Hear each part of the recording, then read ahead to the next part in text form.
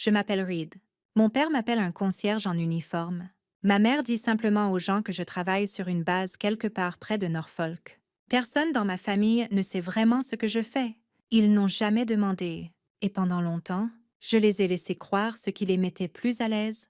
Ce jour-là, je me tenais dans notre jardin arrière sous une guirlande de lumière de terrasse chaleureuse, sirotant un gobelet en plastique de ginger ale. C'était l'anniversaire de mes 65 ans de mon père. Les burgers grillaient encore sur le barbecue. Les enfants du quartier couraient avec des bâtons lumineux, et tous les adultes semblaient faire de gros efforts pour paraître détendus. C'était une fête de famille ordinaire, le genre où rien de significatif n'est jamais dit, mais où tout le monde fait comme si l'instant était important. Je restais près du bord du jardin, à côté des massifs de fleurs que ma mère essayait de maintenir en vie chaque printemps. Je venais de forcer un sourire à travers une autre de ces blagues militaires de mon oncle quand je l'ai senti. Le premier tremblement dans l'air. C'était subtil, comme un serrement dans la poitrine quand une tempête arrive trop vite. J'ai levé les yeux et n'ai rien vu au début. Juste le vaste ciel d'été qui s'assombrissait près de l'horizon, puis est venu le bruit, bas au début comme un tonnerre lointain, mais il s'est amplifié rapidement. Un martèlement rythmique profond qui a fait teinter la glace dans tous les verres et aspirer le rire hors de l'air. Les têtes se sont tournées, les conversations se sont tues en plein milieu d'une phrase. Quelqu'un a dit « Qu'est-ce que c'est que ce bordel ?» Et puis les enfants ont crié. Ce n'était pas un seul hélicoptère, c'en étaient trois, des monstres massifs, noirs mats, sans marquage, qui rugissaient bas au-dessus des cimes des arbres. Tout le quartier s'est figé. Les barbecues se sont tus. Ma tante a laissé tomber son assiette de salade de pommes de terre sur le béton, sans même s'en rendre compte. Mon père s'est levé de sa chaise, la main levée au-dessus des yeux comme un salut. Il avait l'air confus, agacé, comme si quelqu'un venait d'interrompre son grand jour. Les hélicoptères ont plané une seconde au-dessus du cul-de-sac. Puis l'un d'eux s'est détaché et a commencé à descendre. Droit dans notre jardin arrière, droit là où je me tenais. Je n'ai pas bougé. Mes jambes étaient verrouillées sur place. Mais mon cœur battait la chamade. La poussière a fouetté partout. Le gobelet rouge solo de ma cousine a volé de sa main. Les gens ont trébuché en arrière, protégeant leur visage du souffle des rotors. Et au milieu du chaos, j'ai vu la trappe latérale de l'hélico s'ouvrir. Trois hommes en uniforme sombre ont sauté avant même que l'engin ne touche l'herbe. Leur mouvement était précis, répété. L'un d'eux a regardé autour de lui, puis a pointé directement vers moi. Il portait un système de communication, ses yeux ne cherchaient pas, il savait exactement qui j'étais. Tout le monde s'est tourné pour suivre son regard. Mon père, ma mère, mon grand frère qui venait de se vanter de sa dernière prime. Leurs expressions ont changé d'un coup, passant de la confusion à l'incrédulité, puis à quelque chose de plus froid. Ma mère avait l'air d'étouffer. L'homme a avancé, sa voix perçant somehow le rugissement. Commandant Nightfall. Nous décollons dans 60 secondes. Vous êtes autorisé pour le transport prioritaire de mission. Ces mots n'étaient pas une question. C'était un ordre. Un ordre qui a fait s'arrêter le monde entier. Pendant un instant, personne n'a bougé, pas même les enfants. Juste le bruit de l'hélicoptère qui soumettait l'air. Mon père a ouvert la bouche pour parler, mais n'a rien dit. Ma mère m'a regardée comme si j'étais quelqu'un qu'elle ne reconnaissait pas, comme si un étranger avait emprunté le corps de son fils. Je suis avancée sans dire un mot. J'ai passé le barbecue, les chaises pliantes. Mon oncle stupéfait, qui m'avait autrefois traité de déception familiale. Je sentais leurs yeux me brûler le dos. Mais je n'ai pas fléchi. Je suis montée dans l'hélico. L'intérieur était frais, cliniquement éclairé par des lumières tactiques vertes tamisées. L'un des hommes m'a tendu une tablette. Le sceau du département de la Défense brillait sur l'écran. J'ai tapoté pour confirmer la réception. Une ceinture de sécurité a cliqué sur ma poitrine. Dehors, je pouvais encore voir ma famille, là, de petites silhouettes dans le jardin arrière d'une maison que j'appelais autrefois la mienne. La bouche de mon père bougeait, comme s'il cherchait encore une chute. Il n'y en avait pas, plus maintenant. Alors que l'hélicoptère décollait, je n'ai pas regardé en arrière. Je n'en avais pas besoin. Tout ce qui devait être dit était déjà écrit sur leur visage.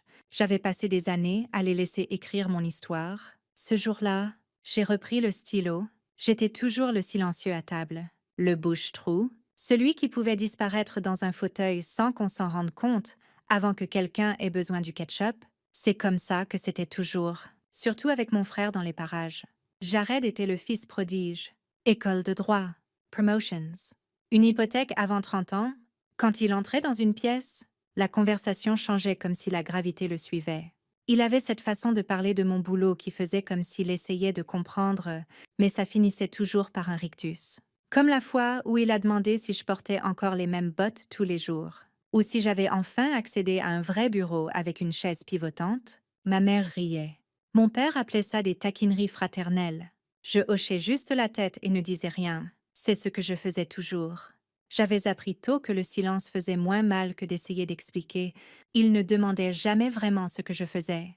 Pas vraiment. C'était toujours formulé comme une affirmation qu'il s'attendait à ce que je corrige. Donc tu es toujours sur cette base? Hein. Toujours à faire je ne sais quoi. Et quand je ne leur donnais pas le détail qu'ils prétendaient vouloir, ils passaient à autre chose. Retour à la nouvelle cliente de Jared. Ou à sa routine de gym, ou au dosseret de cuisine qu'il avait choisi pour le condo. Je devenais la pause entre leurs sujets. Parfois, je me demandais ce qu'ils diraient, s'ils savaient vraiment, s'ils voyaient ce avec quoi je gérais au quotidien. Mais ensuite, je me rappelais la façon dont mon père m'avait présenté à un ami de son club de golf, une fois. Voici mon fils, Reed. Il est dans l'armée, mais pas le genre qui va à la guerre. Plutôt la logistique ou un truc comme ça. Le type avait ri comme si c'était une chute. J'avais souri comme si j'étais d'accord.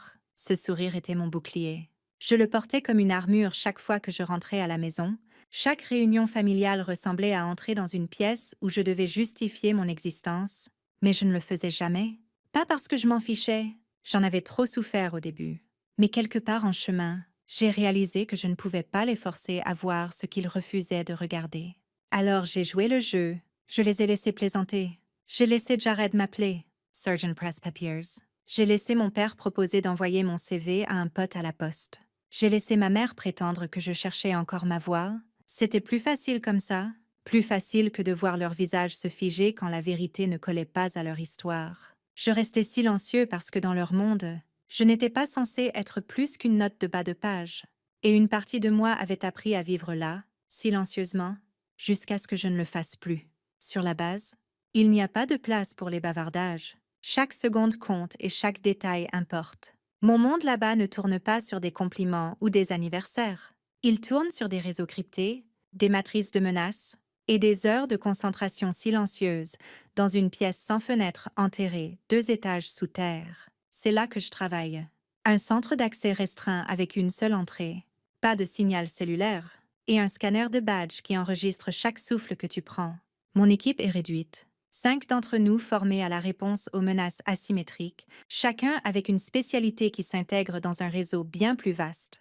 La mienne est l'analyse d'intrusion cyber. Pendant que ma famille pense que je trie des fichiers ou que je tiens un bureau, je mène en fait des évaluations de menaces en temps réel contre les systèmes de guerre numérique, les plus sophistiqués jamais construits.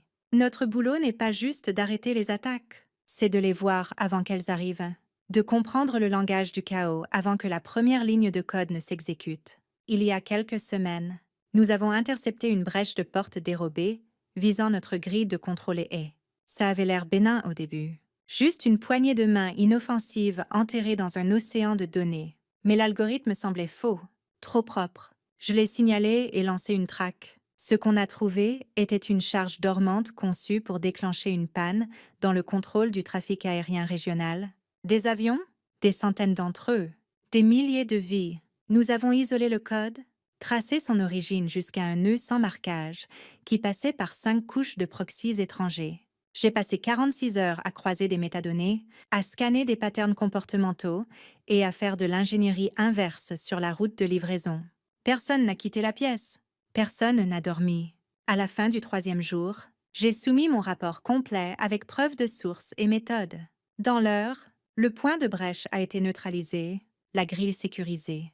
Et le secrétaire à la Défense a briefé le président. Pas de cérémonie, pas de médaille. Juste un hochement discret de mon supérieur et un ordre de me reposer. Bien que je ne l'ai jamais vraiment fait, il y a toujours un autre scan à lancer, une autre anomalie à vérifier. Les enjeux ne s'arrêtent pas. Le travail ne ralentit pas. C'est ce que des gens comme mon frère ne comprendront jamais. Que parfois, sauver des vies ne ressemble pas à un champ de bataille. Ça ressemble à une ligne de code qui clignote dans l'obscurité et quelqu'un qui sait ce qu'elle signifie vraiment. C'est ce que je fais. tous les jours, sans applaudissements, sans que quiconque à la maison se rende même compte que le monde dans lequel ils vivent continue de tourner, parce que quelqu'un comme moi est assis dans une pièce silencieuse à attraper des menaces qu'ils ne verront jamais. Je n'ai pas besoin qu'ils comprennent, mais parfois je me demande ce qu'ils diraient s'ils savaient que la personne qu'ils appellent un gratte-papier a un jour tenu le pare-feu entre le chaos et l'ordre. Ça a commencé avec Jared? Bien sûr que oui.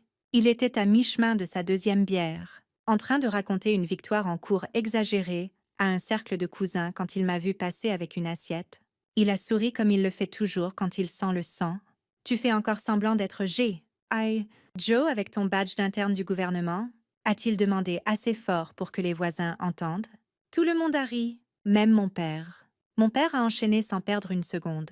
Au moins, il n'est plus déployé. J'aime mieux qu'il empile des boîtes à la maison que qu'il se mette en vrai danger.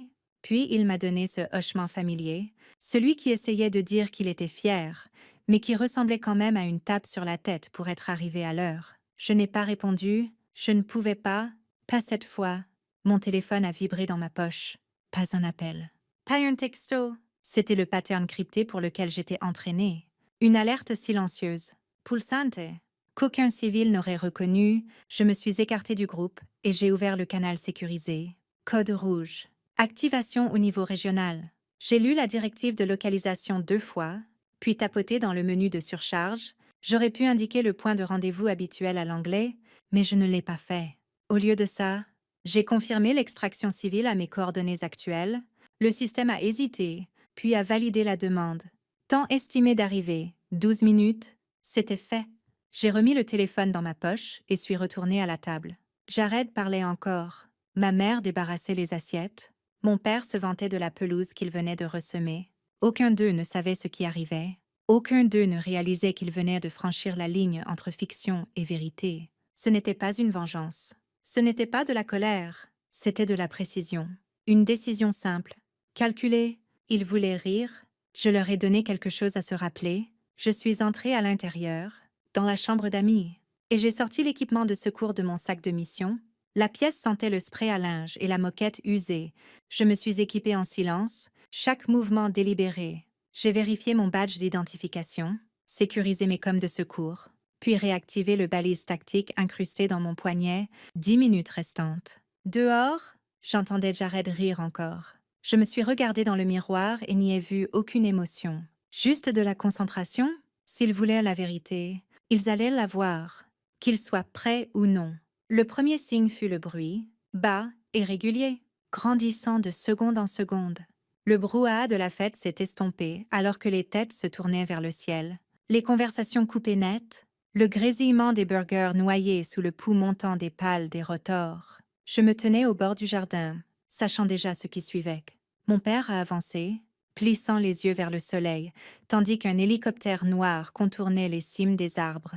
Il a levé une main contre le vent, sa bouche formant déjà une question irritée. À côté de lui, ma mère serrait plus fort son verre de vin. Jared était au milieu d'un rire, jusqu'à ce qu'il ne le soit plus.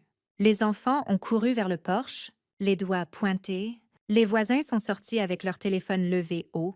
Le bruit était maintenant un mur qui faisait vibrer les fenêtres, soulevant la poussière. Il a descendu vite, contrôlé et impitoyable. Les pales ont envoyé des papiers volants sur la pelouse. Des ballons se sont détachés des rampes, puis est venu le deuxième oiseau planant au-dessus du terrain adjacent. On le sentait dans la poitrine. Ce poids martelant de quelque chose qui n'était pas censé atterrir ici, pas dans cette rue tranquille. Le premier hélicoptère a touché terre directement devant notre maison, les patins d'atterrissage s'enfonçant dans l'herbe comme s'ils y étaient chez eux. La trappe s'est ouverte avant que la poussière ne retombe. Un homme est sorti en uniforme complet, des aigles d'argent sur la poitrine. Un badge nominatif qui n'importait pas, parce que personne ne le regardait. Il marchait avec détermination, sans hésitation, sans mouvement superflu. Il traversait le chaos comme s'il ne l'atteignait pas, puis s'est arrêté sur le trottoir devant ma famille stupéfaite. Sa voix était calme, mesurée. Commandant Nightfall. Nous opérons sous la directive nationale 117A. Nous avons un vecteur de menace en développement impliquant des actifs cyber de niveau 1. Vous êtes activé? J'ai hoché la tête une fois et avancé. C'est tout! Ma mère n'a pas parlé. Elle n'a pas bougé. Ses yeux me suivaient, comme si elle voyait un fantôme. Mon père avait l'air sur le point de parler, mais aucun mot n'est sorti, juste l'abaissement lent de son bras. La bouche de Jared béait. Son rire résonnait encore faiblement au fond de sa gorge, inachevé et insignifiant. Je les ai passés sans rompre le pas. Pas d'explication. Pas de revoir. Ils avaient passé leur vie à bâtir une histoire sur qui j'étais. En un seul instant, la vérité avait atterri dans leur jardin avant et l'avait réécrite toute. Les hélicoptères ne mentent pas, les indicatifs non plus. Et maintenant, ils comprenaient enfin. La crise a duré 3 jours. 42 heures de confinement coordonné, canaux silencieux, mises à jour cryptées et une longue étire ininterrompue à l'intérieur du centre de commandement. Nous avons neutralisé la brèche, isolé le vecteur secondaire et resécurisé notre grille nationale avec des minutes d'avance. Personne en dehors de nos cercles ne savait à quel point ça avait été proche. Quand ce fut fini, pas de gros titres, pas de conférence de presse, juste une pièce tranquille à l'intérieur du Pentagone et une longue table en bois entourée des gens qui savaient ce qui s'était vraiment passé. On m'a demandé de m'asseoir près de l'extrémité loin, directement en face des chefs d'état-major interarmés. Mon nom n'était sur aucune plaque, mais la chaise était là, qui m'attendait. Le briefing était clinique, factuel. Chaque département rapportait ses conclusions, et quand vint le tour d'examiner les contre-mesures cyber, ils m'ont laissé la parole.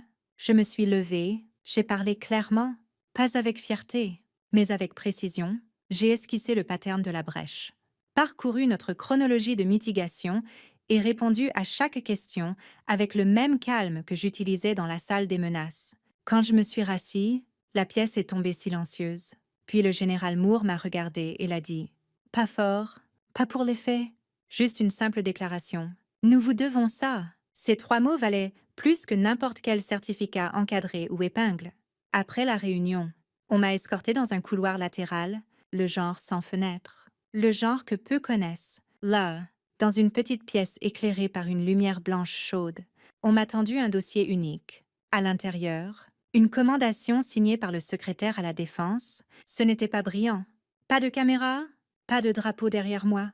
Juste 2 officiers supérieurs, l'un hochant la tête avec un respect discret, l'autre serrait ma main et disait merci, d'une façon qui montrait qu'il comprenait ce que ça avait coûté, ce qu'il avait fallu pour rester affûté si longtemps, ce que ça signifiait de vivre avec la connaissance de à quel point on avait frôlé le désastre. Je n'ai pas souri, je n'en avais pas besoin. Ce que je ressentais n'était pas de la fierté, c'était de l'accomplissement. Pas au sens d'un trophée débloqué, mais dans la satisfaction discrète d'avoir fait le boulot correctement. Personne n'a applaudi, personne n'a pris de photos.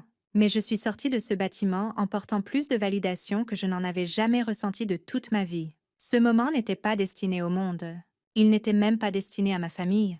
Il était pour moi, pour savoir que j'avais fait quelque chose qui comptait, que les autres le sachent ou non. Ce genre de reconnaissance ne vient pas des applaudissements, elle vient de gens qui vous voient pleinement, même si ce n'est que pour une seconde.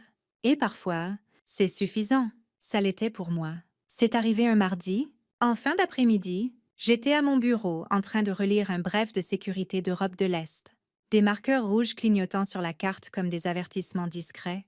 Mon téléphone personnel s'est allumé dans le coin de mon champ de vision, un numéro que je connaissais bien, celui de mon père. Le message était court, je l'ai lu 2 fois. Fils, je n'avais aucune idée. Je suis désolée. C'était tout. Pas de long discours, pas de défense. Juste une suite de mots qui a atterri plus doucement que je ne l'attendais. Pendant des années, j'avais imaginé que ce moment serait plus grand, que quelque chose se briserait en moi, mais non. J'ai fixé l'écran, mon pouce planant juste au-dessus de la réponse. Je n'étais pas en colère, je n'étais pas soulagée, je n'étais même pas sûre de ressentir quelque chose proche d'une clôture. Ce qui m'a surpris le plus, c'était la distance, le calme, la façon dont ces mots flottaient devant moi, plus quelque chose que j'avais besoin d'attraper. Il y avait eu un temps où j'aurais donné n'importe quoi pour les entendre, où je pensais que sa validation était la dernière pièce qu'il me manquait. Mais quelque part entre les nuits blanches, les missions sur le terrain et les victoires silencieuses que personne n'entendrait jamais, j'ai lâché cette idée. J'ai arrêté de courir après l'approbation de gens qui n'avaient jamais vraiment regardé. J'ai archivé le message sans répondre. Pas par rancune, juste par certitude. Ma paix n'était plus négociable. Elle ne vivait pas dans leurs opinions ou leurs excuses. Elle vivait dans le travail, dans les petites décisions, dans les heures calmes qui portaient un vrai poids. Dehors, par la fenêtre de mon bureau, la ville bougeait comme toujours. Les monuments restaient immobiles, tandis que tout en dessous se déplaçait. Je me suis retournée vers le rapport, j'ai ajusté le filtre, j'ai enregistré un autre ping irrégulier. Le monde ne s'est pas arrêté parce que mon père avait dit « désolé » et je n'en avais pas besoin. Il y a une étrange liberté à ne plus avoir besoin d'être vu, à connaître sa valeur sans attendre que quelqu'un d'autre la nomme. Je ne pense pas que mon père voulait faire du mal, je pense qu'il ne savait juste pas comment voir au-delà de ses propres définitions du succès. Ce n'est pas rare, mais ce n'est pas mon fardeau à réparer. J'ai une nouvelle équipe maintenant, un nouveau rythme, un construit sur une confiance discrète et un but mutuel. Personne ici ne se soucie de la voiture que tu conduis ou de ce que ta famille pense de toi. Il se soucie de comment tu te montres, de la stabilité de tes mains quand tout s'effondre. Mon père m'a un jour demandé quand j'aurais enfin un vrai boulot. Quelque chose de stable, quelque chose qui avait du sens pour lui. Il disait ça comme si c'était une question à laquelle je devais répondre, mais la vérité, c'est que je ne l'ai jamais fait. Il s'avère que j'en avais un depuis le début. Protéger le leur.